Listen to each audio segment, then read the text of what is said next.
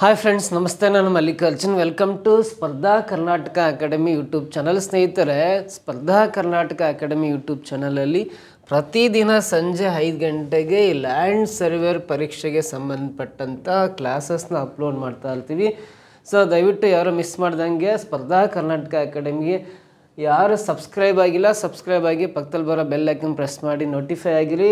So ಈ ಕ್ಲಾಸಲ್ಲಿ especially land ಸರ್ವೇರ್ನ paper ಸೆಕೆಂಡಲ್ಲಿ ಬರ್ತಕ್ಕಂಥ ಮ್ಯಾಥ್ಸ್ 70 ಕ್ವಶನ್ಸ್ ಬರ್ತವೆ, 70 ಪ್ರಶ್ನೆಗಳು.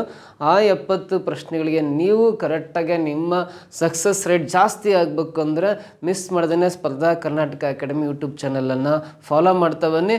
ಸೊ ಹಾಗೆ ಸ್ಪರ್ಧಾ ಕರ್ನಾಟಕ ಅಕಾಡೆಮಿ ಆನ್ಲೈನ್ ಪ್ಲಾಟ್ಫಾರ್ಮಲ್ಲಿ ಗೂಗಲ್ ಪ್ಲೇಸ್ಟೋರಲ್ಲಿ ಹೋಗಿ ಸ್ಪರ್ಧಾ ಕರ್ನಾಟಕ ಅಕಾಡೆಮಿ ಅಂತ ಒಂದು ಆ್ಯಪನ್ನು ಡೌನ್ಲೋಡ್ ಮಾಡ್ಕೊಂಡ್ರೆ ಲ್ಯಾಂಡ್ ಸರ್ವರ್ ಎಕ್ಸಾಮ್ಗೆ paper first paper second complete online course available ಇದೆ. Topic wise, syllabus wise, chapter wise, question paper analysis, ಆಮೇಲೆ ವಿತ್ PDF ನೋಟ್ಸ್ ಎಲ್ಲವೂ ಕೂಡ ಅವೈಲೇಬಲ್ ಇದೆ.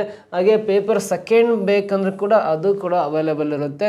ಹೆಚ್ಚಿನ ಮಾಹಿತಿ ಬೇಕಂದರೆ ಇಲ್ಲಿ 9071673831 ಅಥವಾ 32ಗೆ ಕರೆ ಮಾಡಿ ಹೆಚ್ಚಿನ ಮಾಹಿತಿಯನ್ನು ಪಡೆದುಕೊಳ್ಳಿ ಅಂತ ಹೇಳ್ತಾ, ಸ್ನೇಹಿತರೆ, ಈ ಕ್ಲಾಸಲ್ಲಿ ನಾನು ಕೆಲವೊಂದು ಇಂಪಾರ್ಟೆಂಟ್ ಪ್ರಶ್ನೆಗಳನ್ನ ಯಾವ ರೀತಿ ಸಾಲ್ವ್ ಮಾಡೋದು ಅಂತ ಹೇಳ್ಕೊಡ್ತಾನೆ. ಫಸ್ಟ್ ಕ್ವಶನ್ ನೋಡ್ರಿ.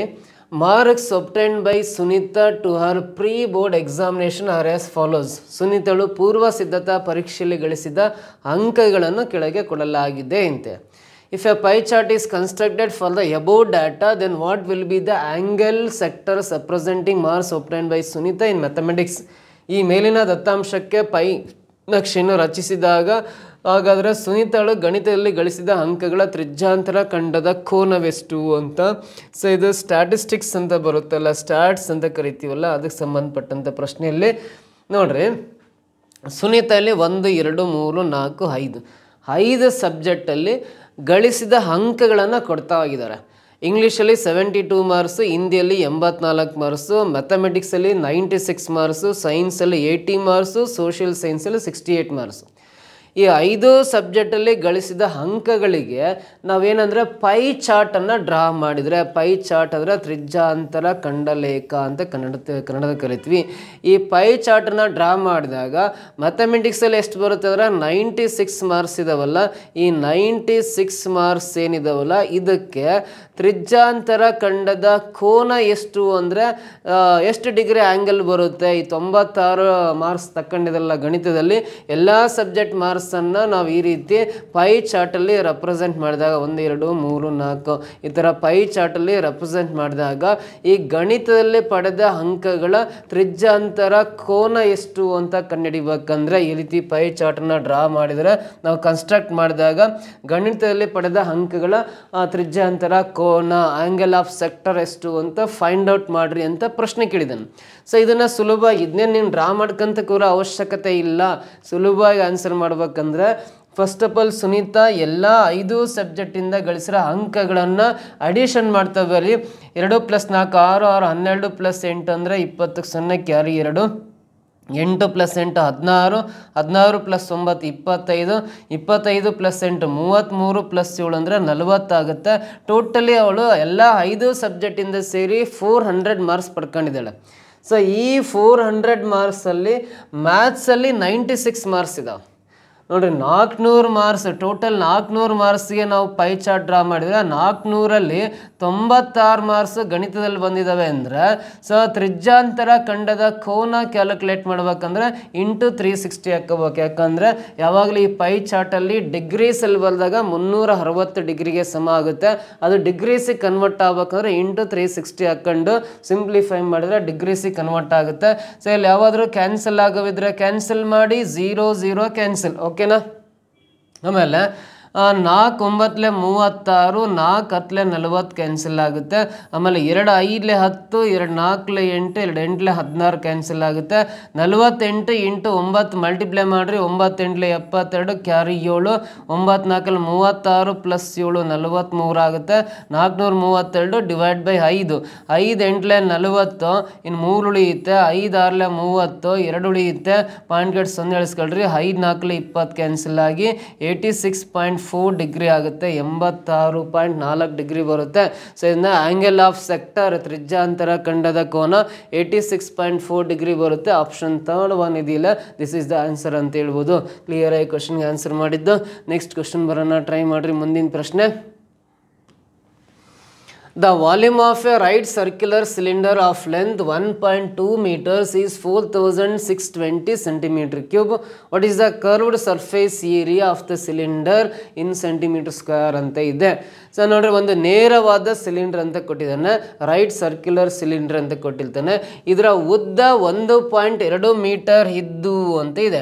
ಇದರ ಉದ್ದ 1.2 ಮೀಟರ್ ಅಂದ್ರೆ ಇದು ಸಿಲಿಂಡರ್ನ ಎತ್ತರ ಆಗಿರುತ್ತೆ. Height of the cylinder 1.2 metre ಇದೆಯಲ್ಲ, ಇದು ಹೆಚ್ ಅಂತ ತಗೊಂತೀವಿ. ಉದ್ದ ಅಂದರೆ ಇಲ್ಲಿ ಸಿಲಿಂಡರ್ನ ಎತ್ತರ ಆಗಿರುತ್ತೆ. ಉದ್ದ ಅಂದರೆ ಸಿಲಿಂಡರ್ನ ಎತ್ತರ ಆಗಿರುತ್ತೆ. ಸೊ ಆಮೇಲೆ ಇದರ ಘನಫಲ ವಾಲ್ಯೂಮ್ ಕೊಟ್ಟಿದ್ದಾನೆ. ಇದರ ವಾಲ್ಯೂಮ್ 4620 ಘನ ಸೆಂಟಿಮೀಟರ್ ಅಂತ ಇರುತ್ತೆ. ಇಂಗ್ಲೀಷಲ್ಲಿ ಸೆಂಟಿಮೀಟರ್ ಕ್ಯೂಬ್ ಅಂತ ಕೊಟ್ಟಿರ್ತಾನೆ. ಸೊ ಇದರ ಘನಫಲ 4620 ವಾಲ್ಯೂಮ್ ಕೊಟ್ಟಿದ್ದಾನೆ. ವಾಲ್ಯೂಮ್ ಅಂತ ಕರಿತೀವಿ. 4620 ಸೆಂಟಿಮೀಟರ್ ಕ್ಯೂಬ್ ಇದೆ. ಇದರ ಉದ್ದ ಅಂದ್ರೆ ಸಿಲಿಂಡರ್ನ ಎತ್ತರ 1.2 ಮೀಟರ್ಸ್ ಇದೆ. ನೋಡಿ, ಇಲ್ಲಿ ಘನಫಲವನ್ನ ಸೆಂಟಿಮೀಟರ್ ಕ್ಯೂಬ್, ಕನ್ನಡದಲ್ಲಿ ಘನ ಸೆಂಟಿಮೀಟರ್ ಇದೆ ಅಂದ್ರೆ ಇದರ ಎತ್ತರ ಅಥವಾ ಉದ್ದನೂ ಕೂಡ ಸೆಂಟಿಮೀಟರ್ ಲೆಕ್ಕದಲ್ಲಿ ಬರಿಬೇಕು. 1.2 ಮೀಟರ್ ಅಂದ್ರೆ ಎಷ್ಟಾಗುತ್ತೆ ಹೇಳ್ರಿ? 120 ಸೆಂಟಿಮೀಟರ್ ಅಂತ ಬರಿಬೇಕು. ಯಾಕಂದ್ರೆ 100 ಸೆಂಟಿಮೀಟರ್ಗೆ 1 ಮೀಟರ್ ಆಗೋದಾದ್ರೆ 1.2 ಮೀಟರ್ಸ್ಗೆ 120 ಸೆಂಟಿಮೀಟರ್ಸ್ ಬರುತ್ತೆ. ಸೊ ಇದು ಆ ಒಂದು ಸಿಲಿಂಡರ್ನ ಉದ್ದ ಅಥವಾ ಎತ್ತರ ಆಗಿರುತ್ತೆ. ಹಾಗಾದರೆ ಈ ಸಿಲಿಂಡರ್ನ ಪಾರ್ಶ್ವ ಮೇಲ್ಮೈ ವಿಸ್ತೀರ್ಣವನ್ನು ಕ್ಯಾಲ್ಕುಲೇಟ್ ಮಾಡಬೇಕು. ಪಾರ್ಶ್ವ ಮೇಲ್ಮೈ ವಿಸ್ತೀರ್ಣ ಕಂಡುಹಿಡಿಬೇಕಂದ್ರೆ ಫಸ್ಟ್ ಆಫ್ ಆಲ್ ನಾವೇನು ಮಾಡೋಣ ಅಂದರೆ ಸಿಲಿಂಡರ್ನ ಘನಫಲ ಕಂಡುಹಿಡಿಯೋ ಸೂತ್ರ ನಿಮ್ಮೆಲ್ಲರಿಗೂ ಗೊತ್ತಿರಬೇಕು. What is the volume of the cylinder ಅಂದರೆ V equal to pi R square H ಅನ್ನೋದು ಸಿಲಿಂಡರ್ನ ಘನಫಲ. Volume of the cylinder calculate ಮಾಡೋ formula V equal to pi R square H ಹಾಕೊಂಡು, ಇಲ್ಲಿ ವಿ ಅಂದರೆ 4620 ಕೊಟ್ಟಿದ್ದಾನೆ, ಲೆಫ್ಟ್ ಸೈಡಲ್ಲಿ ಹಾಕ್ಕೊಂಡು ಪೈ ವ್ಯಾಲ್ಯೂ 22/7 ಅಂತ ಗೊತ್ತಿದೆ. ಆರ್ ಸ್ಕ್ವೇರ್ ಹಾಗೆ ಇರಲಿ ಗೊತ್ತಿಲ್ಲ, ಅದು ಹೆಚ್ ಅಂದರೆ height of the cylinder 120 centimetre ಇದೆ. ಇಲ್ಲಿ 120 ಸೆಂಟಿಮೀಟರ್ ಬರೀತೀನಿ. ಸೊ ಇಲ್ಲಿ ನೋಡ್ರಿ, ಇಲ್ಲಿ 0, ಈ 0 ಈ ಕಡೆ ಇರೋ 0 ಕ್ಯಾನ್ಸಲ್ ಆಗುತ್ತೆ. 22 1 ಇದು 22 2 44, ಇನ್ನು 2 ಉಳಿಯುತ್ತೆ. 22 1 22 ಕ್ಯಾನ್ಸಲ್ ಆಗುತ್ತೆ. ಸೊ ಮತ್ತೆ ನೋಡ್ರಿ, ಇದು 3 4 12, 3 7 21 ಕ್ಯಾನ್ಸಲ್ ಆಗುತ್ತೆ. ಈ ಡಿವೈಡ್ ಬೈ 7 ಈ ಸೈಡ್ ಬಂದರೆ ಇಂಟು 7 ಆಗುತ್ತೆ. ಸೊ 7 × 7 7 ಸ್ಕ್ವೇರ್ ಆಗುತ್ತೆ. ಡಿವೈಡ್ ಬೈ 4 ಈ ಸೈಡ್ ಬರುತ್ತೆ. ಸೊ ಇಲ್ಲಿ ರೈಟ್ ಸೈಡಲ್ಲಿ ಆರ್ ಸ್ಕ್ವೇರ್ ಆಗುತ್ತೆ. ಇಂಟು 4 ಲೆಫ್ಟ್ ಸೈಡ್ ಬಂದರೆ ಡಿವೈಡ್ ಬೈ 4 ಆಗುತ್ತೆ. ಈ 7 ಸ್ಕ್ವೇರ್ ಬೈ 4 ಸ್ಕ್ವೇರ್ನ 7/2 ಹೋಲ್ ಸ್ಕ್ವೇರ್ ಅಂತ ಬರಿಬೋದು. ಯಾಕಂದರೆ 7 ಸ್ಕ್ವೇರ್ ಅಂದರೆ ಇಲ್ಲೇ ಇದೆ. 4 2 ಸ್ಕ್ವೇರ್ ಅಂತ ಬರಿಬೋದು. ರೈಟ್ ಸೈಡಲ್ಲಿ ಆರ್ ಸ್ಕ್ವೇರ್ ಇದೆ. ಎರಡು ಕಡೆ ಸ್ಕ್ವೇರ್ ಸ್ಕ್ವೇರ್ ಕ್ಯಾನ್ಸಲ್ ಆದರೆ ಆರ್ ಈಕ್ವಲ್ ಟು 7/2 ಅಂದರೆ ರೇಡಿಯಸ್ಸು 7/2 ಸೆಂಟಿಮೀಟರ್ ಬರುತ್ತೆ. ಈ ಸಿಲಿಂಡರ್ನ ತ್ರಿಜ್ಯ 7/2 ಸೆಂಟಿಮೀಟರ್ ಅಂದರೆ 3.5 ಸೆಂಟಿಮೀಟರ್ ಆಗಿರುತ್ತೆ. ಸೊ ಹಾಗಾದರೆ ನಾವು ಸಿಲಿಂಡರ್ನ ಪಾರ್ಶ್ವ ಮೇಲ್ಮೈ ವಿಸ್ತೀರ್ಣ, ಇಂಗ್ಲೀಷಲ್ಲಿ ಕರ್ವ್ಡ್ ಸರ್ಫೇಸ್ ಏರಿಯಾ ಕಂಡುಹಿಡಿಬೇಕಂದ್ರೆ, so curved surface area of cylinder ಅಂದರೆ 2πRh ಅಂತ ಹಾಕ್ತೀವಿ. ಸೊ 2 × ಪೈ ವ್ಯಾಲ್ಯೂ ಗೊತ್ತಿದೆ 22/7 ಅಂತ. ಆರ್ ಅವರ ರೇಡಿಯಸ್ 7/2 ಅಂತ ಇಲ್ಲಿ ಕೊಟ್ಟಿದ್ದಾನೆ. ಎಚ್ ಅಂದರೆ ಆ ಸಿಲಿಂಡರ್ನ ಉದ್ದ 120 ಸೆಂಟಿಮೀಟರ್ ಇದೆ. ಅದನ್ನು ಬರ್ಕೊಂಡು ಸಿಂಪ್ಲಿಫೈ ಮಾಡೋಣ. 7 7 ಕ್ಯಾನ್ಸಲ್, 2 2 ಕ್ಯಾನ್ಸಲ್. ಸೊ ಇಲ್ಲಿ 22 × 120 ಗುಣಾಕಾರ ಮಾಡಿರಿ. 12 24 ದಶಕ 2, 12 24 2 26, 1 0 ಲಾಸ್ಟಿಗೆ ಬರ್ಕೊಂಡ್ರೆ 2640 ಚದರ ಸೆಂಟಿಮೀಟರ್ ಅನ್ನೋದು 2640 ಸೆಂಟಿಮೀಟರ್ ಸ್ಕ್ವೇರ್ ಅನ್ನೋದು. So curved surface area of cylinder ಆಗುತ್ತೆ. ಸೊ ಇಲ್ಲಿ 2640 ಸೆಂಟಿಮೀಟರ್ ಸ್ಕ್ವೇರ್ ಫಸ್ಟ್ ಆಪ್ಷನ್ ಅಲ್ಲಿ ಇದೆಯಲ್ಲ, this is the right answer ಅಂತ ಹೇಳ್ತೀವಿ. ಕ್ಲಿಯರ್ ಗೊತ್ತಾಯ್ತಾ? ಈ ರೀತಿ ಸಾಲ್ವ್ ಮಾಡ್ತೀವಿ. Coming to the next question ಬರೋಣ. If F, V and E are respectively the number of faces, vertices and edges of a triangular prism, then which of the following statements is true ಅಂತ ಕೊಟ್ಟಿದ್ದಾನೆ. ಇಲ್ಲಿ F, V ಮತ್ತು ಇಗಳು ಕ್ರಮವಾಗಿ ತ್ರಿಭುಜ ಪಾದ ಪಟ್ಟಕದ ಮುಖಗಳು, ಶೃಂಗಬಿಂದುಗಳು, ಹಂಚುಗಳಾಗಿವೆ. ಹಾಗಾದರೆ ಈ ಕೆಳಗಿನವುಗಳಲ್ಲಿ ಯಾವುದು ಸರಿಯಾಗಿದೆ ಅಂತ ಇಲ್ಲಿ ಪ್ರಶ್ನೆ ಕೊಟ್ಟಿದ್ದಾನೆ.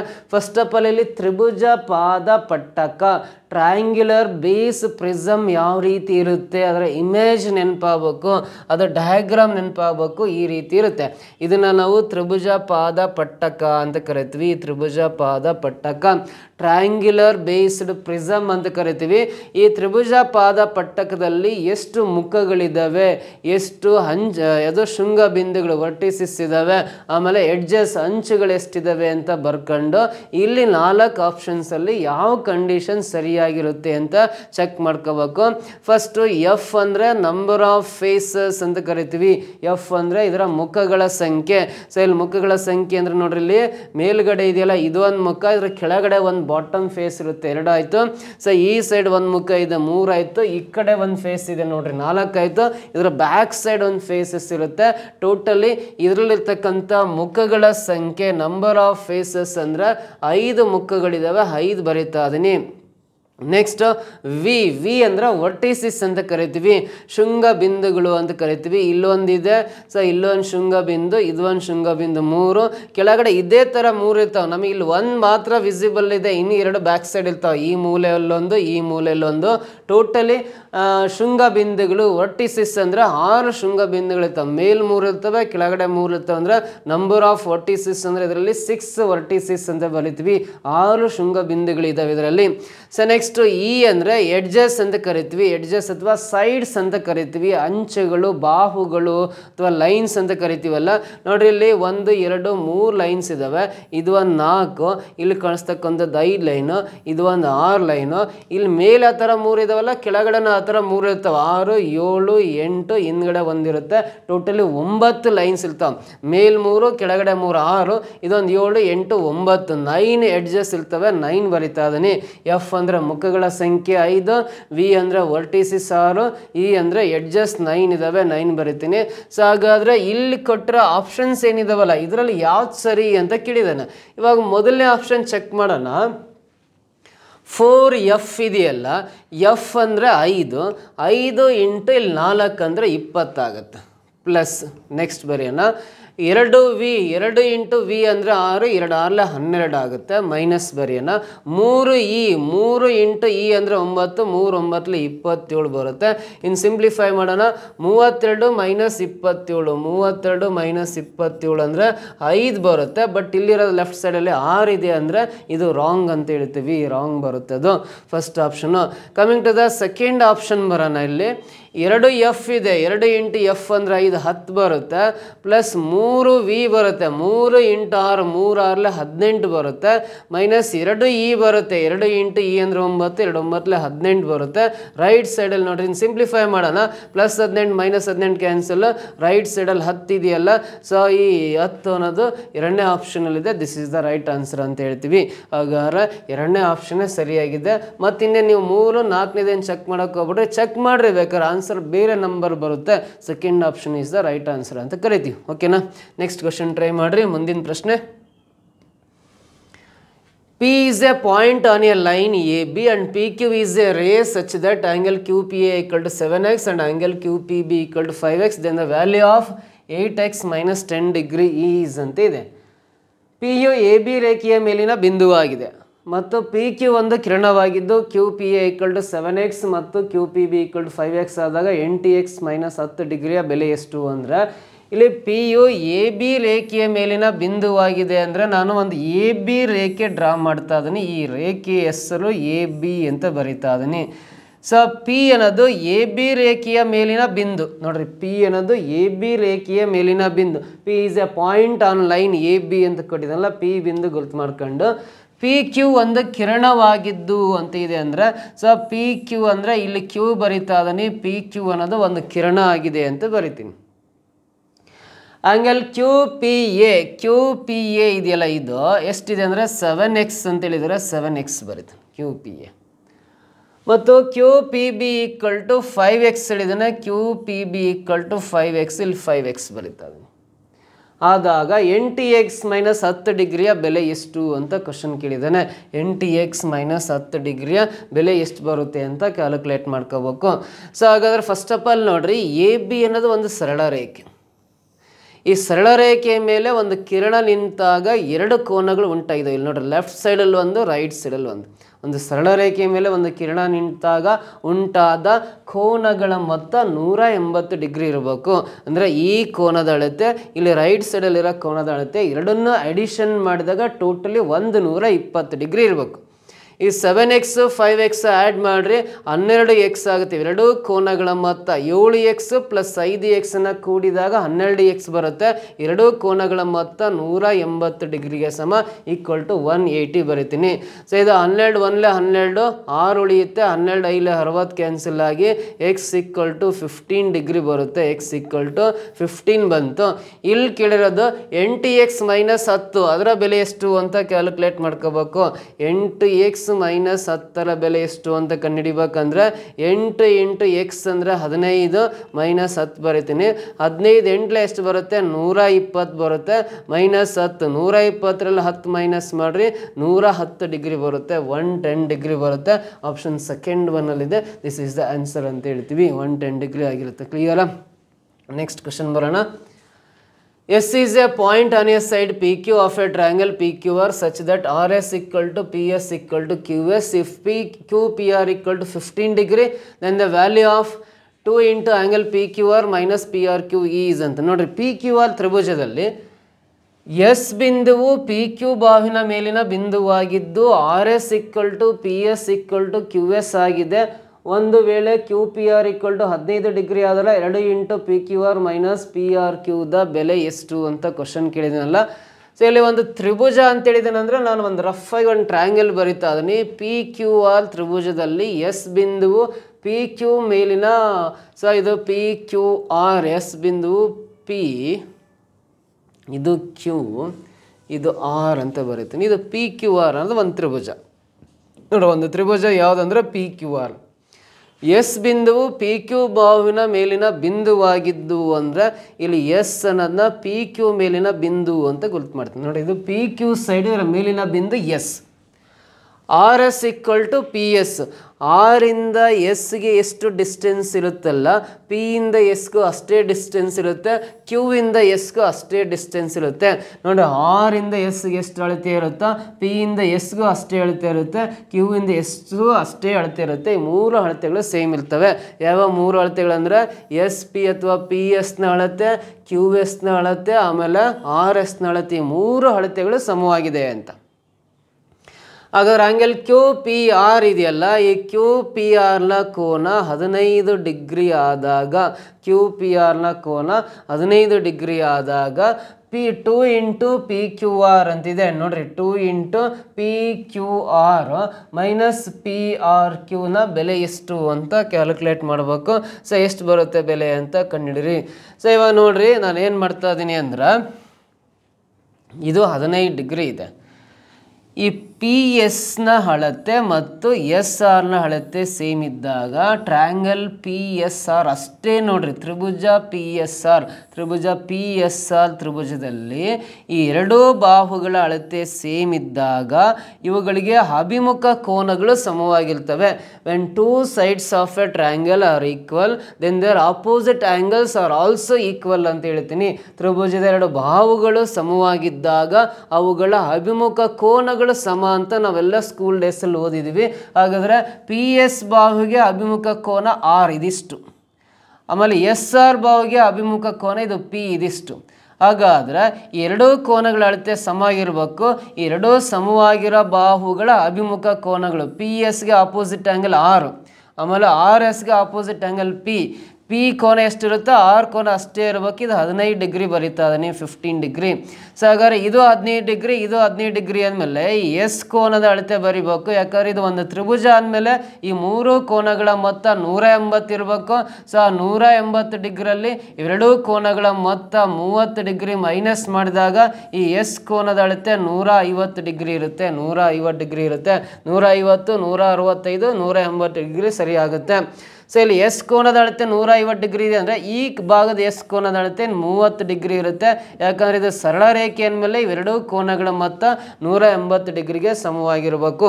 ಸೊ ಇವಾಗ ನೋಡ್ರಿ, ಎಸ್ ಆರ್ ಬಾಹು ಮತ್ತು ಕ್ಯೂ ಎಸ್ ಬಾಹು ಈ ಎರಡು ಬಾಹುಗಳು ಸಮ ಇದಾವೆ. ಅಲ್ಲಿ ಹೇಳಿದ್ದಾನೆ ಆರ್ ಎಸ್ ಎಷ್ಟು ಇರುತ್ತಾ ಕ್ಯೂ ಎಸ್ಸು ಕೂಡ ಅಷ್ಟೇ ಇರುತ್ತೆ. ಕ್ಯೂ ಎಸ್ ಮತ್ತು ಎಸ್ ಆರ್ ಇವೆರಡು ಸಮವಾದ ಬಾಹುಗಳಾಗಿರೋದ್ರಿಂದ ಇಲ್ಲೂ ಕೂಡ ಟ್ರಯಾಂಗಲ್ ಕ್ಯೂ ಎಸ್ ಆರ್ ತ್ರಿಭುಜ ನೋಡ್ಕೊಳ್ರಿ. ಇವಾಗ ಈ ಕ್ಯೂ ಎಸ್ ಆರ್ ತ್ರಿಭುಜದಲ್ಲಿ ಈ ಎಸ್ ಆರ್ ಬಾಹು ಮತ್ತು ಕ್ಯೂ ಎಸ್ ಬಾಹುಗಳು ಸಮ ಇದ್ದಾವೆ. ಎರಡೂ ಸಮವಾಗಿರೋ ಬಾಹುಗಳ ಅಭಿಮುಖ ಕೋನಗಳು ಎಸ್ ಆರ್ಗೆ ಆಪೋಸಿಟ್ ಆ್ಯಂಗಲ್ಲು ಕ್ಯೂ, ಸೊ ಆಮೇಲೆ ಎಸ್ ಕ್ಯೂಗೆ ಆಪೋಸಿಟ್ ಆ್ಯಂಗಲ್ಲು ಈ ಆರು.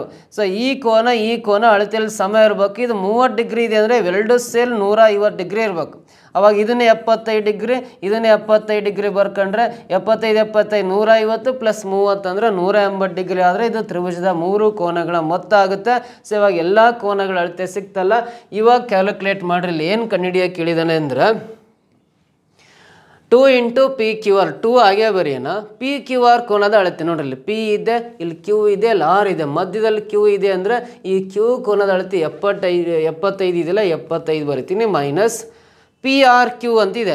ಇದು ಪಿ ಆರ್ ಕ್ಯೂ ಹೇಳಿದಾನೆ ಅಂದರೆ ಆರ್ ಕೋನ ಕಂಪ್ಲೀಟಾಗಿ ಇಲ್ಲಿಂದ ತಗೋಬೇಕು. ಪಿ ಆರ್ ಕ್ಯೂ ಹೇಳಿದಾನೆ ಅಂದರೆ ಆರ್ ಕೋನ ಇದು 75, ಇದು 15 ಸೇರಿ 90 ಡಿಗ್ರಿ ಆಗುತ್ತೆ. 90 ಬರ್ಕೋಬೇಕು. 75 ಇಂಟು 2 ಅಂದರೆ 150 ಮೈನಸ್ 90 ಅಂದರೆ ಆನ್ಸರ್ ಇದಕ್ಕೆ 60 ಡಿಗ್ರಿ ಬರುತ್ತೆ. 60 ಡಿಗ್ರಿ ಅನ್ನೋದು ಸೆಕೆಂಡ್ ಆಪ್ಷನಲ್ಲಿದೆ. This is the answer. ಕ್ಲಿಯರ? ಆ ಕಾನ್ಸೆಪ್ಟ್ಗಳು ಅರ್ಥ ಆಗಿದೆ ಅಂದರೆ ಸೊ ನಾವು ಆನ್ಲೈನ್ ಕ್ಲಾಸಸ್ಸಲ್ಲಿ ಈ ಜಾಮಿಟ್ರಿನ ಡೀಪ್ ಕಾನ್ಸೆಪ್ಟ್ ವೈಸೇ ನಿಮ್ಗೆ ಕ್ಲಾರಿಟಿ ಕೊಟ್ಟಿದ್ದೀವಿ. ಯಾಕಂದ್ರೆ ನೀವು ಟಾಪಿಕ್ ವೈಸ್ ಕ್ಲಾಸಸ್ ನೋಡ್ರಿ, ನೀಟಾಗಿ ಅರ್ಥ ಆಗ್ತದೆ ನಿಮಗೆ. ನೆಕ್ಸ್ಟ್ ಬರೋಣ. When a shopkeeper sells item a for ₹384 then there is a loss of 20%. And when he sells item B for ₹400 then there is a profit of 25%. What is the profit or loss percent if he sells both the items for a total of ₹852 ಅಂತ ಇದೆ ನೋಡಿ. ಒಬ್ಬ ವ್ಯಾಪಾರಿಯು A ವಸ್ತುವನ್ನು 384ಕ್ಕೆ ಮಾರಿದ್ದರಿಂದ 20% ನಷ್ಟ ಅನುಭವಿಸುತ್ತಾನೆ. ಅದೇ B ವಸ್ತುವನ್ನು ₹400 ಮಾರಿದ್ರಿಂದ 25% ಲಾಭ ಗಳಿಸ್ತಾನೆ ಅಂತ ಕೊಟ್ಟಿದ್ದಾರೆ. ಒಂದು ವೇಳೆ ಅವನು ಎರಡೂ ವಸ್ತುಗಳನ್ನು ₹850ಕ್ಕೆ ಮಾರಿದ್ದೆ ಆದರೆ ಅವನಿಗೆ ಶೇಕಡ ಲಾಭ ಆದರೆ ಎಷ್ಟು ಪರ್ಸೆಂಟು, ನಷ್ಟ ಆದರೆ ಎಷ್ಟು ಪರ್ಸೆಂಟ್ ಅಂತ ಕ್ಯಾಲ್ಕುಲೇಟ್ ಮಾಡಿರಿ ಅಂತ ಪ್ರಶ್ನೆ ಕೊಟ್ಟಿದ್ದಾನೆ. ಸೊ ಇವಾಗ ನಾವೇನು ಮಾಡೋಣ ಅಂದರೆ ಎ ವಸ್ತುವಿನ ಕೊಂಡ ಬೆಲೆ ಕಂಡುಹಿಡ್ಕೊಳ್ಳೋಣ. ಎ ವಸ್ತುವಿನ ಕಾಸ್ಟ್ ಪ್ರೈಸ್ ಕ್ಯಾಲ್ಕುಲೇಟ್ ಮಾಡೋಣ. ಎ ವಸ್ತುವಿನ ಕಾಸ್ಟ್ ಪ್ರೈಸ್ ಕಂಡುಹಿಡಿಯೋಣ. ಕೊಂಡ ಬೆಲೆ ಕಂಡುಹಿಡಿಬೇಕಂದ್ರೆ 100 ಯಾವಾಗಲೂ ಮೇಲ್ ಬರ್ಕೊಂಡು ಇಲ್ಲಿ 384ಕ್ಕೆ ಮಾರಿದ್ರಿಂದ 20% ಲಾಸ್ ಆಗಿದೆ ಅಂತ ಕೊಟ್ಟಾಗ ಈ 100ಅಲ್ಲಿ ನಷ್ಟವನ್ನು ಮೈನಸ್ ಮಾಡಿ 80 ಬರ್ಕೊಂಡು ಇಂಟು ಅದರ ಮಾರಿದ ಬೆಲೆ 384 ಹಾಕೊಂಡು ಸಿಂಪ್ಲಿಫೈ ಮಾಡಿದರೆ ಎ ವಸ್ತುವಿನ ಕೊಂಡ ಬೆಲೆ ಸಿಗುತ್ತೆ. 24 80, 25 100 ಕ್ಯಾನ್ಸಲ್ ಆಗುತ್ತೆ. ಇದು 4 9 36, 2 ಉಳಿಯುತ್ತೆ. 4 6 24 ಕ್ಯಾನ್ಸಲ್ ಆಗುತ್ತೆ. 96 ಇಂಟು 5 ಅಂದರೆ 480 ಆಗುತ್ತೆ. ಇದು ಎ ವಸ್ತುವಿನ ಕೊಂಡ ಬೆಲೆ. ಎ ವಸ್ತುವನ್ನ ₹480 ತಗೊಂಡವನು ₹384 ಮಾರಿದ್ರಿಂದ 20% ಲಾಸ್ ಆಗಿರುತ್ತೆ ಅಂತ. In the same way B ವಸ್ತುವನ್ನು ನೋಡ್ರಿ, ಬಿ ವಸ್ತುವನ್ನು ಅವನು ₹400ಕ್ಕೆ ಮಾರಿದ್ರಿಂದ 25% ಲಾಭ ಆಗಿದೆ ಅಂದರೆ ಬಿ ವಸ್ತುವಿನ ಕೊಂಡ ಬೆಲೆ ಕಂಡುಹಿಡ್ಕೊಳ್ಳೋಣ. ಕೊಂಡ ಬೆಲೆ ಕಂಡುಹಿಡಿಬೇಕಂದ್ರೆ 100 ಮೇಲ್ಗಡೆ ಬರ್ಕೊಂಡು 25% ಲಾಭ ಅಂತ ಕೊಟ್ಟಿದ್ದಾನೆ ಅಂದರೆ 100ಕ್ಕೆ 25ನ ಅಡಿಷನ್ ಮಾಡಿ ಬರೀಬೇಕು, 125 ಆಗುತ್ತೆ. ಇಂಟು ಇಲ್ಲಿ ಬಿ ವಸ್ತುವಿನ ಮಾರಿದ ಬೆಲೆ 400 ಅಂತ ಹೇಳಿದ್ದಾನೆ. 400 ಹಾಕೊಂಡು ಸಿಂಪ್ಲಿಫೈ ಮಾಡಿರಿ. 25 4 100, 25 5 125, 5 8 40, 0 ಪಕ್ಕ ಬರೆಯೋಣ. 8 4 32 ಅಂದರೆ ₹320 ಆಗುತ್ತೆ. ₹320 ಆಗುತ್ತೆ. ಇದು ಬಿ ವಸ್ತುವಿನ ಕೊಂಡ ಬೆಲೆ. ಹಾಗಾದರೆ ಎರಡೂ ವಸ್ತುಗಳನ್ನು ಸೇರಿ ಟೋಟಲ್ ಕಾಸ್ಟ್ ಪ್ರೈಸ್ ನೋಡ್ರಿ ಎಷ್ಟು ಕೊಂಡ್ಕೊಂಡಿದ್ದ ಅಂದರೆ 480 320 ಅಂದರೆ ಎರಡೂ ವಸ್ತುಗಳನ್ನು ಸೇರಿ ₹800 ಪರ್ಚೇಸ್ ಮಾಡಿದ್ದಾನೆ ಅಂತ. ಎ ವಸ್ತು ಬಿ ವಸ್ತು ಎರಡನ್ನೂ ಸೇರಿಸಿ ಟೋಟಲ್ ₹800 ಬಂಡವಾಳ ಹಾಕಿದ್ದಾನೆ ಅಂತ. ಎರಡೂ ವಸ್ತುಗಳನ್ನು ₹800 ಪರ್ಚೇಸ್ ಮಾಡಿ ಎರಡೂ ವಸ್ತುಗಳನ್ನು 852ಕ್ಕೆ ಸೇಲ್ ಮಾಡಿದಾಗ ಅವನಿಗೆ ಎಷ್ಟು ಪರ್ಸೆಂಟ್ ಲಾಭ ಆಗುತ್ತೆ ಅಥವಾ ನಷ್ಟ ಆಗುತ್ತೆ ಅಂತ ಕೇಳಿದ್ದಾನೆ. ₹800 ಪರ್ಚೇಸ್ ಮಾಡಿ 852ಕ್ಕೆ ಮಾರಾಟ ಮಾಡಿದ್ದಾನೆ ಅಂದರೆ ಅವನಿಗೆ ಲಾಭ ಆಗಿರುತ್ತೆ. ಅದೇ ಎಷ್ಟು ಪರ್ಸೆಂಟ್ ಲಾಭ, ಅಪ್ವರ್ಡ್ ಆರ ಮಾರ್ಕ್ ಅಂದರೆ ಲಾಭ ಆಗಿರುತ್ತೆ. 800 ರೂಪಾಯಿಗೆ ತಗೊಂಡು ಎರಡೂ ವಸ್ತುಗಳನ್ನು 852ಕ್ಕೆ ಮಾರಿದಾನೆ ಅಂದರೆ 52 ರೂಪಾಯಿ ಲಾಭ ಆಗುತ್ತೆ. ಎಷ್ಟು ಬಂಡವಾಳ ಹಾಕಿದ್ದು? 800 ರೂಪಾಯಿಗೆ 52 ರೂಪಾಯಿ ಲಾಭ ಆದರೆ 100ಕ್ಕೆ ಎಷ್ಟು ಲಾಭ ಅಂತ ಕಂಡುಹಿಡಿಬೇಕು. 100 ಅನ್ಲೆ 100 ಎಂಟ್ಲೆ 800 ಕ್ಯಾನ್ಸಲ್. ಆಮೇಲೆ 8ರಿಂದ 52 ಡಿವೈಡ್ ಮಾಡಿರಿ, 8 6 48, 4 ಉಳಿಯುತ್ತೆ. Point cut 0 ಇಳಿಸ್ಕೊಳ್ಳೋಣ. 8 5 40 ಕ್ಯಾನ್ಸಲ್ ಆಗುತ್ತೆ. 6.5% ಲಾಭ ಬಂದಿರುತ್ತೆ. ಪ್ರಾಫಿಟ್ ಆಫ್ 6.5% ಅಂತ ಮೊದಲನೇ ಆಪ್ಷನಲ್ಲಿ ಇದೆಯಲ್ಲ, ದಿಸ್ ಈಸ್ ದ ಆನ್ಸರ್ ಅಂತ ಹೇಳ್ತೀವಿ. ಕ್ಲಿಯರಾಗಿ ಗೊತ್ತಾಯ್ತು ಇದಕ್ಕೆ ಆನ್ಸರ್ ಮಾಡಿದ್ದು. ನೆಕ್ಸ್ಟ್ ಕ್ವಶನ್ ಬರೋಣ. If 5x square minus 8y minus 20x plus 2xy equal to x plus a into bx plus 2y ಆದಾಗ a minus b ಯ ಬೆಲೆ ಎಷ್ಟು ಅಂತ ಕ್ವಶನ್ ಕೇಳಿದಂಗೆ. ಇಲ್ಲಿ ನೋಡ್ರಿ, ಲೆಫ್ಟ್ ಸೈಡಿಂದು ರೈಟ್ ಸೈಡಿಂದು ಸಿಂಪ್ಲಿಫೈ ಮಾಡ್ತಾ ಹೋಗ್ರಿ. 5x square minus 8y minus 20x plus 2xy ಹಾಗೆ ಬರ್ಕೊಂಡು ರೈಟ್ ಸೈಡಲ್ಲಿರೋ ಇವೆರಡನ್ನೂ ಗುಣಾಕಾರ ಮಾಡಿರಿ. ಫಸ್ಟ್ ಈ ಎಕ್ಸ್ ಇಂದ ಎರಡೂ ಟರ್ಮ್ಸ್ನ ಮಲ್ಟಿಪ್ಲೈ ಮಾಡಿದ್ರೆ ಎಕ್ಸ್ ಇಂಟು ಬಿ ಎಕ್ಸ್ ಅಂದರೆ ಬಿ ಎಕ್ಸ್ ಸ್ಕ್ವೇರ್ ಆಗುತ್ತೆ. ಪ್ಲಸ್ ಎಕ್ಸ್ ಇಂಟು 2y ಅಂದರೆ 2xy ಆಗುತ್ತೆ. Plus A into B X ಅಂದರೆ ಎ ಬಿ ಎಕ್ಸ್ ಆಗುತ್ತೆ. ಪ್ಲಸ್ 2y ಇಂಟು ಎ ಅಂದರೆ 2ay ಆಗುತ್ತೆ. ಸೊ ಇದಿಷ್ಟು ಸಿಂಪ್ಲಿಫೈ ಮಾಡ್ತಾ ಬಂದರೆ ನೋಡ್ರಿ, ಲೆಫ್ಟ್ ಸೈಡಲ್ಲಿ ಪ್ಲಸ್ 2xy ಇದೆ, ಇದು ಪ್ಲಸ್ 2xy ಇದೆ ಅಂದರೆ ಪ್ಲಸ್ 2xy ಲೆಫ್ಟ್ ಸೈಡಿಗೆ ಬಂದರೆ ಮೈನಸ್ 2xy ಆಗುತ್ತೆ. ಇದು ಡೈರೆಕ್ಟಾಗಿ ಕ್ಯಾನ್ಸಲ್ ಮಾಡ್ಬೋದು. ಈಕ್ವಲ್ಟಿಂದ ಲೆಫ್ಟಲ್ಲಿ ಪ್ಲಸ್ ಇದೆ, ರೈಟಲ್ಲೂ ಪ್ಲಸ್ ಇದೆ, ಯಾವ್ದಾದ್ರು ಒಂದು ರೈಟ್ ಸೈಡಿಗೆ ಬಂದರೆ ಮೈನಸ್ ಆಗಿರುತ್ತೆ, ಅದು ಕ್ಯಾನ್ಸಲ್ ಆಗುತ್ತೆ. ಸೊ ಇಲ್ಲಿ 5x ಸ್ಕ್ವೇರ್ ಬರೆಯೋಣ. 5x square minus 8y minus 20x ಬರ್ಕೊಂಡು ರೈಟ್ ಸೈಡಲ್ಲಿ ಬಿ ಎಕ್ಸ್ ಸ್ಕ್ವೇರ್ ಬರ್ಕೊಂಡು ಆಮೇಲೆ 2ayನ ನೆಕ್ಸ್ಟ್ ಬರ್ಕೊಳ್ಳೋಣ. ಈ ಟರ್ಮ್ನ ಸೆಕೆಂಡ್ ಪ್ಲೇಸಲ್ಲಿ ಬರೆಯೋಣ. ಪ್ಲಸ್ ಎ ಬಿ ಎಕ್ಸನ್ನು ಲಾಸ್ಟಿಗೆ ಬರ್ಕೊಂಡು ಲೆಫ್ಟ್ ಸೈಡಲ್ಲಿರೋ ರೈಟ್ ಸೈಡಲ್ಲಿರೋ ಕೋಎಫಿಷಿಯೆಂಟ್ಸ್ನ ಕಂಪೇರ್ ಮಾಡ್ತಾ ಹೋಗೋಣ. ಕಂಪೇರ್ ಮಾಡ್ತಾ ಹೋದ್ರೆ ನೋಡ್ರಿ, ಇಲ್ಲಿ ಎಕ್ಸ್ ಸ್ಕ್ವೇರ್ ಪಕ್ಕ ಬಿ ಇದೆ, ಇಲ್ಲಿ ಎಕ್ಸ್ ಸ್ಕ್ವೇರ್ ಪಕ್ಕ 5 ಇದೆ ಅಂದರೆ ಬಿ ಈಕ್ವಲ್ ಟು 5 ಆಯಿತು. ನೆಕ್ಸ್ಟ್ ಇಲ್ಲಿ y ಪಕ್ಕದಲ್ಲಿ 2a ಇದೆ, ಇಲ್ಲಿ y ಪಕ್ಕದಲ್ಲಿ ಮೈನಸ್ 8 ಇದೆ ಅಂದರೆ 2a ಈಕ್ವಲ್ ಟು ಮೈನಸ್ 8 ಬರಿತೀವಿ. 2 1 2 4 8 cancel. a equal to minus 4 ಬರುತ್ತೆ ಎ ವ್ಯಾಲ್ಯೂ. ಸೊ ಹಾಗಾದರೆ ಎ ವ್ಯಾಲ್ಯೂ ಸಿಕ್ಕಿದೆ, ಬಿ ವ್ಯಾಲ್ಯೂ ಸಿಕ್ಕಿದ್ದಾರೆ, ಸಾಕಿಷ್ಟೇಯ. ಇಲ್ಲೇನು ಕಂಡುಹಿಡಿಬೇಕು? A minus b value calculate ಮಾಡಿರಿ ಅಂತೇಳಿದ್ದಾನೆ. ಎ ಅಂದರೆ ಮೈನಸ್ 4 ಬರಿತೀನಿ, ಮೈನಸ್ ಹಾಕ್ಕೊಂಡು ಬಿ ಅಂದರೆ 5 ಬರಿತೀನಿ. ಮೈನಸ್ 4 ಮೈನಸ್ 5 ಅಂದರೆ ಆನ್ಸರ್ ಮೈನಸ್ 9 ಆಗುತ್ತೆ. ಮೈನಸ್ 9 ಅನ್ನೋದು ಥರ್ಡ್ ಆಪ್ಷನಲ್ಲಿದೆ, ಇದು ರೈಟ್ ಆನ್ಸರ್ ಆಗುತ್ತೆ. ಓಕೆನಾ?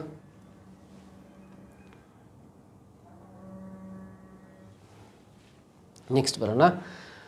a equal to x square into 1 minus 3y square, b equal to x into xy square minus 2x and c equal to 3y into y minus 4x square y ಆದಾಗ ಅಂತ a plus b minus c equal to p x square plus q into x square Y square plus r into y square ಆದಾಗ 5p plus Q minus ಆರ್ನ ಬೆಲೆ ಎಷ್ಟು ಅಂತ ಪ್ರಶ್ನೆ ಕೇಳಿದಂಗೆ. Sir ನೋಡ್ರಿ, ಇಲ್ಲಿ A plus B plus C ಅಂತ ಇದೆಯಲ್ಲ, ಏನ ಎಕ್ಸ್ಪ್ರೆಷನ್ ಕೊಟ್ಟಿದ್ದಾನಲ್ಲಿ ಎ ಪ್ಲೇಸಲ್ಲಿ ಇದಿಷ್ಟು ಬರಿಬೇಕು. ಎ ಅಂದರೆ ನೋಡ್ರಿ, ಎಕ್ಸ್ ಸ್ಕ್ವೇರಿಂದ ಗುಣಾಕಾರ ಮಾಡಿ ಬರ್ಕೊಳ್ರಿ. ಎಕ್ಸ್ ಸ್ಕ್ವೇರ್ ಇಂಟು 1 ಅಂದರೆ X square minus X square into 3y square ಅಂದರೆ 3x ಸ್ಕ್ವೇರ್ ವೈ ಸ್ಕ್ವೇರ್ ಆಗುತ್ತೆ. ಇದಿಷ್ಟು ಎ ಪ್ಲಸ್ ಇಲ್ಲಿ ಬಿ ಇದೆಯಲ್ಲ, ಪ್ಲಸ್ ಹಾಕೊಂಬಿಟ್ಟು ಬಿ ಎಕ್ಸ್ಪ್ರೆಷನ್ ಇಲ್ಲಿದೆ ನೋಡ್ರಿ, ಬೀಜ ಹಾಕ್ತಿ. X into X Y square ಅಂದರೆ ಅದನ್ನ ಎಕ್ಸ್ ಸ್ಕ್ವೇರ್ ವೈ ಸ್ಕ್ವೇರ್ ಅಂತ ಬರಿತಾ ಇದ್ದಾನೆ. ಮೈನಸ್ ಎಕ್ಸ್ ಇಂಟು 2x ಅಂದರೆ 2x ಸ್ಕ್ವೇರ್ ಬರಿತಾ ಇದ್ದಾನೆ. ಮೈನಸ್ ಸಿ ಇದೆ ಅಂದರೆ ಮೈನಸ್ಸಿಂದ ಗುಣಾಕಾರ ಮಾಡಿ ಬರ್ಕೋಬೇಕು. 3y ಇಂಟು ವೈ ಅಂದರೆ 3y ಸ್ಕ್ವೇರ್ ಆಗುತ್ತೆ. ಇಲ್ಲಿ ಮೈನಸ್ ಇದೆಯಲ್ಲ, ಮೈನಸ್ ಇಂಟು ಈ ಮೈನಸ್ ಅಂದರೆ ಪ್ಲಸ್ ಆಗಿ 3y into 4x square Y ಅಂದರೆ 4 3 12 ಬರ್ಕೊಂಡು ಎಕ್ಸ್ ಸ್ಕ್ವೇರ್ ವೈ ಸ್ಕ್ವೇರ್ ಬರೆಯೋಣ. ರೈಟ್ ಸೈಡಲ್ಲಿ ನೋಡ್ರಿ, ಇಲ್ಲಿ p x square plus p x square plus q into x square Y square plus r into y square ಬರ್ಕೊಂಡು simplify ಮಾಡ್ತಾ ಬರೋಣ. ನೋಡಿ, ಇಲ್ಲಿ 1x ಸ್ಕ್ವೇರ್ ಇದೆ, ಇಲ್ಲಿ ಮೈನಸ್ 2x ಸ್ಕ್ವೇರ್ ಇದೆ ಅಂದರೆ minus 2x square plus 1x square ಅಂದರೆ ಮೈನಸ್ ಎಕ್ಸ್ ಸ್ಕ್ವೇರ್ ಆಗುತ್ತೆ. ಸೊ ಇಲ್ಲ 12x ಸ್ಕ್ವೇರ್ ವೈ ಸ್ಕ್ವೇರ್, ಇದು ಏನಿಲ್ಲ ಅಂದರೆ 1x ಸ್ಕ್ವೇರ್ ವೈ ಸ್ಕ್ವೇರ್ 13, 13ರಲ್ಲಿ 3 ಕಳೆದಾಗ ಇನ್ನು plus 10x square Y square ಉಳಿಯುತ್ತೆ, plus 10x square Y square. ಆಮೇಲೆ -3y² ಲಾಸ್ಟಿಗೆ ಬರ್ಕೊಂಡು ಲೆಫ್ಟ್ ಸೈಡಿಂದ ಎಲ್ಲ ಸಿಂಪ್ಲಿಫೈ ಆಯಿತು. ಇನ್ನು ರೈಟ್ ಸೈಡಲ್ಲಿ ಉಳಿದಿರೋದು px² plus q into x² y² plus 6y² ಬರ್ಕೊಂಡು ಈ left hand side right hand side compare ಮಾಡಿ ಪಿ ಕ್ಯೂ ಮತ್ತು ಆರ್ ವ್ಯಾಲ್ಯೂಸ್ ಬಲಿತಾ ಹೋಗೋಣ. ಇಲ್ಲಿ x² ಪಕ್ಕದಲ್ಲಿ p ಇದೆ, ಇಲ್ಲಿ x² ಪಕ್ಕ ಏನಿಲ್ಲ ಅಂದರೆ ಇದು 1 ಇದ್ದಂಗೆ -1 ಇದೆ ಅಂತ ಅರ್ಥ. p value -1. ಇಲ್ಲಿ x² y² ಪಕ್ಕದಲ್ಲಿ q ಇದೆ, ಇಲ್ಲಿ x² y² ಪಕ್ಕದಲ್ಲಿ 10 ಇದೆ ಅಂದರೆ q ವ್ಯಾಲ್ಯೂ 10 ಅಂತ ಬರ್ಕೋಬೇಕು.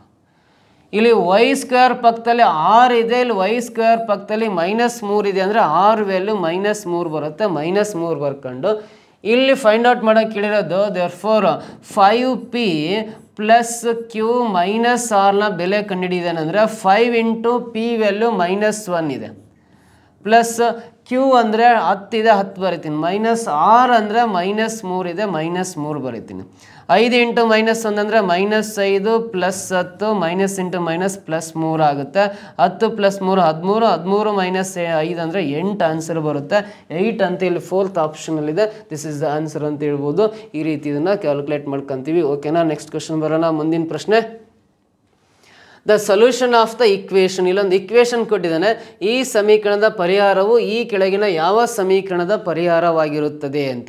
ಸೊ ಈ ಸಮೀಕರಣದ ಪರಿಹಾರ ಅಂದರೆ ಈ ಸಮೀಕರಣ ಬಿಡಿಸಿದಾಗ ಎಕ್ಸ್ನ ವ್ಯಾಲ್ಯೂ ಏನು ಬರುತ್ತಲ್ಲ, ಇಲ್ಲಿ ಯಾವ ಸಮೀಕರಣದಲ್ಲಿ ಅದೇ ವ್ಯಾಲ್ಯೂ ಎಕ್ಸ್ದಾಗಿರುತ್ತೆ ಅಂತ ಕ್ವಶನ್ ಕೇಳಿದ್ದಾನೆ.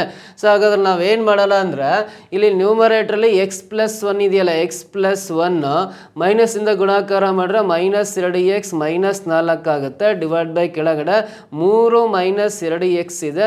ರೈಟ್ ಸೈಡಲ್ಲಿ 1/23 ಬರ್ಕೊಂಡು ಇಲ್ಲಿ x - 2x ಅಂದರೆ -x ಆಗುತ್ತೆ, ಪ್ಲಸ್ 1 -4 ಅಂದರೆ -3 ಆಗುತ್ತೆ. ಡಿವೈಡ್ ಬೈ ತೆಳಗಡೆ ಡಿನಾಮಿನೇಟರ್ಲಿ 3 - 5x = 1/23 ಬರ್ಕೊಂಡು 23ರಿಂದ ಇದನ್ನ 1ರಿಂದ ಇದನ್ನ ಊರೇ ಗುಣಾಕಾರ ಮಾಡೋಣ. 23 ಇಂಟು -x ಅಂದರೆ -23x ಆಗುತ್ತೆ. 23 ಮೂಲ 69 ಆಗುತ್ತೆ. 1 ಇಂಟು 3 3 ಬರುತ್ತೆ, -5x ಆಗುತ್ತೆ. ಇಲ್ಲಿ ಎಕ್ಸ್ ಎಲ್ಲ ಒಂದು ಸೈಡ್ ತರೋಣ, -5x ಈ ಕಡೆ ಬಂತು ಅಂದರೆ ಇಲ್ಲ -69, 3 ಈ ಕಡೆ ಹೋದರೆ -3 ಆಗುತ್ತೆ. ರೈಟ್ ಸೈಡಲ್ಲಿ -5x ಪ್ಲಸ್ 23x ಆಗುತ್ತೆ. ಯಾಕಂದರೆ -23x ರೈಟ್ ಸೈಡ್ ಬಂದರೆ ಪ್ಲಸ್ 23x. 23x ಅಲ್ಲಿ 5x ಮೈನಸ್ ಮಾಡಿದ್ರೆ 18x ಆಗುತ್ತೆ. ಇದು 2 ಮೈನಸ್ ಇರೋದ್ರಿಂದ ಕೂಡಿರೋ -72 ಆಗುತ್ತೆ. 18 ಅಂದರೆ 18 4 72 ಕ್ಯಾನ್ಸಲ್ ಆಗಿ ಎಕ್ಸ್ ವ್ಯಾಲ್ಯೂ -4 ಬಂತು. ಹಾಗಾದರೆ ಯಾವ ಸಮೀಕರಣದಲ್ಲಿ ಎಕ್ಸ್ ವ್ಯಾಲ್ಯೂ -4 ಬರುತ್ತೆ ಅಂತ ಕಂಡುಹಿಡಿಬೇಕು ಅಂತ ಕ್ವಶನ್ ಕೇಳಿದಾನೆ. ಒಂದು ಸಿಂಪಲ್ ಲಾಜಿಕ್ ಯೂಸ್ ಮಾಡೋಣ. ಎಕ್ಸ್ ಜಾಗದಲ್ಲಿ ಇಲ್ಲಿ -4 ಹಾಕೊಂಡು ಸಿಂಪ್ಲಿಫೈ ಮಾಡೋಣ. LHS RHS ಅದರಲ್ಲಿ ಸೇಮ್ ಬರುತ್ತಾ, ಅದು ಆನ್ಸರ್ ಕರೆಕ್ಟ್ ಇರುತ್ತೆ ಅಂತ. ಎಕ್ಸ್ ವ್ಯಾಲ್ಯೂ -4 ಬಂದಿದೆಯಲ್ಲ, ಇಲ್ಲಿ ನೋಡ್ರಿ ಫಸ್ಟ್ ಆಪ್ಷನಲ್ಲಿ ಎಕ್ಸ್ ಹತ್ರ -4 ಹಾಕಿದೆ ಅಂದರೆ -4 ಇಂಟು 2 -8 ಆಗುತ್ತೆ. ಇವೆರಡು ಸಿಂಪ್ಲಿಫೈ ಮಾಡಿದ್ರೆ ಎಕ್ಸ್ ಜಾಗದಲ್ಲಿ -4 ಹಾಕಿದ್ರೆ 4 2 8 ಅಲ್ಲ, -8 ಪ್ಲಸ್ 1 ಅಂದರೆ -7 ಇಂಟು 5 ಅಂದರೆ -35 ಬರುತ್ತೆ ಲೆಫ್ಟ್ ಸೈಡ್. ರೈಟ್ ಸೈಡಲ್ಲಿ -4 ಪ್ಲಸ್ 1 ಅಂದರೆ -3 ಇಂಟು 3 ಅಂದರೆ -9 ಆಗುತ್ತೆ. LHS RHS ಈಕ್ವಲ್ ಬಂದಿಲ್ಲ ಅಂದರೆ ಇದು ರಾಂಗ್ ಇಕ್ವೇಷನ್ನು, ಮೊದಲನೇದು ಆನ್ಸರ್ ಅಲ್ಲ. ಸೆಕೆಂಡ್ ಆಪ್ಷನ್ ಬರೋಣ. ಎಕ್ಸ್ ಇರತ್ರ ಇಲ್ಲಿ -4 ಹಾಕೋಣ. -4 ಇಂಟು 2 ಅಂದರೆ -8 ಪ್ಲಸ್ 3 -5 ಆಗುತ್ತೆ. -5 ಇಂಟು 3 ಅಂದರೆ -15 ಬರುತ್ತೆ. ಇಲ್ಲೂ -4 ಹಾಕೋಣ. -4 ಪ್ಲಸ್ 3 ಅಂದರೆ -1 ಇಂಟು 2 ಅಂದರೆ -2 ಆಗುತ್ತೆ. ಹಾಗಾಗಿ LHS RHS ಈಕ್ವಲ್ ಬರಲಿಲ್ಲ. ಸೆಕೆಂಡ್ ಆಪ್ಷನು ರಾಂಗ್ ಆಗುತ್ತೆ. ಥರ್ಡ್ ಆಪ್ಷನ್ ಬರೋಣ.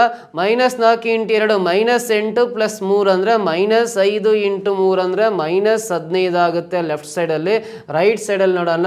-4 ಪ್ಲಸ್ 1 -3 ಇಂಟು 5 ಅಂದರೆ -15 ರೈಟ್ ಸೈಡಲ್ಲಿ ಬರುತ್ತೆ. ಇಲ್ಲಿ -15 -5 ಈಕ್ವಲ್ ಇದೆ ಅಂದಮೇಲೆ ಆಪ್ಷನ್ ಥರ್ಡ್ ಒನ್ನೇ ಸರಿ ಉತ್ತರ ಆಗಿರುತ್ತೆ. ಇದನ್ನು ಬಿಡಿಸಿದಾಗಲೂ ಕೂಡ ಎಕ್ಸ್ ವ್ಯಾಲ್ಯೂ -4 ಬರುತ್ತೆ ಅಂತ ಅರ್ಥ. ಫೋರ್ತ್ ಆಪ್ಷನ್ ಚೆಕ್ ಮಾಡೋ ಅವಶ್ಯಕತೆ ಇಲ್ಲ. Third option is the exact answer. Clear, ಈ ರೀತಿ ಸಾಲ್ವ್ ಮಾಡ್ಬೋದು. ನೆಕ್ಸ್ಟ್ ಕ್ವಶನ್ ಬರೋಣ. ಮುಂದಿನ ಪ್ರಶ್ನೆ, one side of a rectangular field is 15 metre and one of its diagonal is 17 metre. Find the area of the field ಅಂತಿದೆ. ಆಯತಾಕಾರದ ಮೈದಾನದ ಒಂದು ಬದಿಯು 15 ಮೀಟರ್ ಮತ್ತು ಅದರ ಒಂದು ಕರ್ಣವು 17 ಮೀಟರ್ ಆದರೆ ಅದರ ಕ್ಷೇತ್ರಫಲವನ್ನು ಕಂಡುಹಿಡಿಯಿರಿ ಅಂತ ಪ್ರಶ್ನೆ ಇದೆ. ಇಲ್ಲಿ ಆಯತಾಕಾರದ ಜಮೀನು ಅಂದರೆ ಈ ರೀತಿ ಇರುತ್ತೆ. ಮೈದಾನದ ಒಂದು ಬದಿಯು 15 ಮೀಟ್ರ್ ಅಂದರೆ ನಾನು ಈ ಸೈಡು 15 ಮೀಟ್ರ್ ಇದೆ ಅಂತ ತಗೊಳ್ತೀನಿ, 15 ಮೀಟ್ರ್ ಅಂತ ತಗೊಳ್ತೀನಿ.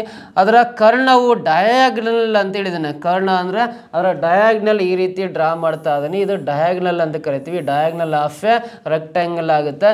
ಇದು 17 ಮೀಟ್ರ್ ಅಂತ ಹೇಳಿದ್ದಾನೆ, 17 ಮೀಟ್ರ್ ಕೊಡ್ತಾ ಇದ್ದಾನೆ. ಸೊ ಹಾಗಾದರೆ ಈ ಆಯತಾಕಾರದ ಕ್ಷೇತ್ರಫಲ, ವಿಸ್ತೀರ್ಣ ಅಂತ ಕರಿತೀವಿ ಕನ್ನಡದಲ್ಲಿ, ಕ್ಷೇತ್ರಫಲ ಇಂಗ್ಲೀಷಲ್ಲಿ ಏರಿಯಾ ಎಷ್ಟು ಅಂತ ಕ್ಯಾಲ್ಕುಲೇಟ್ ಮಾಡಬೇಕು ಅಂದರೆ ನೋಡ್ರಿ.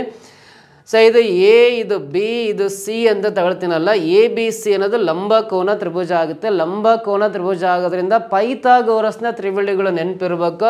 ಸೊ ಇಲ್ಲಿ 15, 17 ಇದಾವೆ ಅಂದರೆ ಈ ಎರಡೂ ಸಂಖ್ಯೆಗಳನ್ನು ಒಳಗೊಂಡ ಸ್ಟ್ಯಾಂಡರ್ಡ್ ಪೈಥಾಗೋರಿಯನ್ ಟ್ರಿಪ್ಲೆಟ್ ಯಾವುದಿದೆ ಅಂದರೆ 8, 15, 17 ಅನ್ನೋದು ಪೈಥಾಗೋರಸ್ನ ತ್ರಿವಳಿ ಆಗುತ್ತೆ. ಯಾಕಂದರೆ ಈ ಎರಡೂ ಸಂಖ್ಯೆಗಳ ವರ್ಗಗಳ ಮೊತ್ತ ಈ ಒಂದೇ ಸಂಖ್ಯೆ ವರ್ಗಕ್ಕೆ ಸಮ ಇರುತ್ತೆ. ಯಾಕಂದರೆ 8 ಸ್ಕ್ವೇರ್ ಅಂದರೆ 64, 15 ಸ್ಕ್ವೇರ್ ಅಂದರೆ 225, ಇವೆರಡನ್ನು ಕೂಡಿದಾಗ 289 ಬರುತ್ತಲ್ಲ. ಇದು 17 ಸ್ಕ್ವೇರ್ ವ್ಯಾಲ್ಯೂ 289ಗೆ ಈಕ್ವಲ್ ಇರುತ್ತೆ. ಸೊ ಹಾಗಾದರೆ ನಾವೇನು ಮಾಡೋಣ ಅಂದರೆ ಪೈಥಾಗೋರಸ್ ತ್ರಿವಳಿ ಯೂಸ್ ಮಾಡ್ಕೊಂಡ್ರೆ ಇಲ್ಲಿ 15 ಮೀಟ್ರ್ ಇದೆ, ಇಲ್ಲಿ 17 ಮೀಟ್ರ್ ಇದೆ ಅಂದರೆ ಇನ್ನು ಉಳಿದಿರೋ ಸಂಖ್ಯೆ 8 ಇದೆಯಲ್ಲ. ಸೊ ಇದು 8 ಮೀಟ್ರ್ ಇರುತ್ತೆ. ಇದು ಆಯತದ ಅಗಲ, ಬ್ರೆಡ್ತ್ ಆಫ್ ಎ ರೆಕ್ಟ್ಯಾಂಗಲ್ ಅಂತ ಕರಿತೀವಿ. ಇದು 15 ಮೀಟ್ರ್ ಅನ್ನೋದು ಆಯತದ ಉದ್ದ ಆಗಿರುತ್ತೆ, ಲೆಂತ್ ಅಂತ ಕರಿತೀವಿ. ಹಾಗಾದರೆ ಆಯತದ ವಿಸ್ತೀರ್ಣ ಕಂಡುಹಿಡಿಯೋ ಫಾರ್ಮುಲಾ ಲೆಂತ್ ಇಂಟು ಬ್ರೆಡ್ತ್ ಅಂತ. ಏರಿಯಾ ಆಫ್ ರೆಕ್ಟ್ಯಾಂಗಲ್ ಅಂದರೆ ಲೆಂತ್ ಇಂಟು ಬ್ರೆಡ್ತ್, ಉದ್ದ ಇಂಟು ಅಗಲ. ಉದ್ದ 15 ಇದೆ, ಅಗಲ 8 ಇದೆ. 15 8 ಎಷ್ಟು ಬರುತ್ತೆ ಹೇಳ್ರಿ? 120 ಮೀಟ್ರ್ ಸ್ಕ್ವೇರ್, ಚದರ ಮೀಟ್ರ್ ಅಂತ ಕನ್ನಡದಲ್ಲಿ ಕರಿತೀವಿ. ಇಂಗ್ಲೀಷಲ್ಲಿ ಮೀಟ್ರ್ ಸ್ಕ್ವೇರ್ ಅಥವಾ ಸ್ಕ್ವೇರ್ ಮೀಟ್ರ್ ಅಂತ ಕರಿತೀವಿ. 120 ಮೀಟ್ರ್ ಸ್ಕ್ವೇರ್ ಅನ್ನೋದು ಆಪ್ಷನ್ ಡಿ ನಲ್ಲಿದೆ. ದಿಸ್ ಈಸ್ ದ ಆನ್ಸರ್ ಅಂತ ಹೇಳ್ಬೋದು. ಕ್ಲಿಯರಾ? ಸೊ ಈ ರೀತಿ ಪ್ರಶ್ನೆಗಳನ್ನು ಸಿಂಪಲ್ಲಾಗಿ ಬಿಡಿಸೋ ವಿಧಾನಗಳನ್ನು ನಾನು ಹೇಳ್ಕೊಟ್ಟಿದ್ದೀನಿ. ಪ್ರತಿನಿತ್ಯ ಸಂಜೆ 5 ಗಂಟೆಗೆ ಸ್ಪರ್ಧಾ ಕರ್ನಾಟಕ ಅಕಾಡೆಮಿ ಯೂಟ್ಯೂಬ್ ಚಾನಲಲ್ಲಿ ವಿಡಿಯೋಸ್ ಅಪ್ಲೋಡ್ ಮಾಡ್ತಾ ಇರ್ತೀವಿ. ಸೊ ದಯವಿಟ್ಟು ಯಾರು ಸಬ್ಸ್ಕ್ರೈಬ್ ಆಗಿಲ್ಲ, ಸಬ್ಸ್ಕ್ರೈಬ್ ಆಗಿ ಪಕ್ಕದಲ್ಲಿ ಬರೋ ಬೆಲ್ ಐಕನ್ ಪ್ರೆಸ್ ಮಾಡಿ. ಸೊ ಹಾಗೆ ಲ್ಯಾಂಡ್ ಸರ್ವೇರ್ ಎಕ್ಸಾಮ್ಗೆ ಅಥವಾ ಬೀಟ್ ಫಾರೆಸ್ಟರ್ ಎಕ್ಸಾಮ್ಗೆ topic wise, syllabus wise classes ಬೇಕಂದರೆ ಸ್ಪರ್ಧಾ ಕರ್ನಾಟಕ ಅಕಾಡೆಮಿ ಮೊಬೈಲ್ ಆ್ಯಪನ್ನು ಗೂಗಲ್ ಪ್ಲೇಸ್ಟೋರಲ್ಲಿ ಡೌನ್ಲೋಡ್ ಮಾಡ್ಕೊಂಡು ಅದರ ಉಪಯೋಗನ ಪಡ್ಕೋಬೋದು. ಅಥವಾ ಹೆಚ್ಚಿನ ಮಾಹಿತಿ ಬೇಕು, ನಿಮ್ಗೆ ಏನೆಲ್ಲ ಐಡಿಯಾಸ್ ಗೊತ್ತಾಗಿಲ್ಲ ಅಂದರೆ 9071673831 ಅಥವಾ 32ಗೆ ಕರೆ ಮಾಡಿ ಹೆಚ್ಚಿನ ಮಾಹಿತಿ ಬನ್ನಿ ಅಂತ ಹೇಳ್ತಾ ಈ ವಿಡಿಯೋನ ಎಂಡ್ ಮಾಡ್ತೀನಿ. ಈ ವಿಡಿಯೋ ನಿಮಗೆ ಇಷ್ಟ ಆಗಿದ್ರೆ ಒಂದು ಲೈಕ್ ಮಾಡಿ, ಕಮೆಂಟ್ ಮಾಡಿ, ನಿಮ್ಮ ಫ್ರೆಂಡ್ಸ್ಗೆಲ್ಲ ಶೇರ್ ಮಾಡ್ತಾ ಬನ್ನಿ. ನೀವು ಹೆಚ್ಚು ಶೇರ್ ಮಾಡಿದೆ ಅಂತಲ್ಲ, ಹೆಚ್ಚು ಕ್ಲಾಸಸ್ನ ನಮ್ಮ ಯೂಟ್ಯೂಬ್ ಚಾನಲ್ ಅಪ್ಲೋಡ್ ಮಾಡ್ತೀವಿ. ಈ ವಿಡಿಯೋನ ಕೊನೆವರೆಗೂ ವಾಚ್ ಮಾಡಿದ್ದಕ್ಕೆ ತಮ್ಮೆಲ್ಲರಿಗೂ ಧನ್ಯವಾದಗಳು. Thank you so much.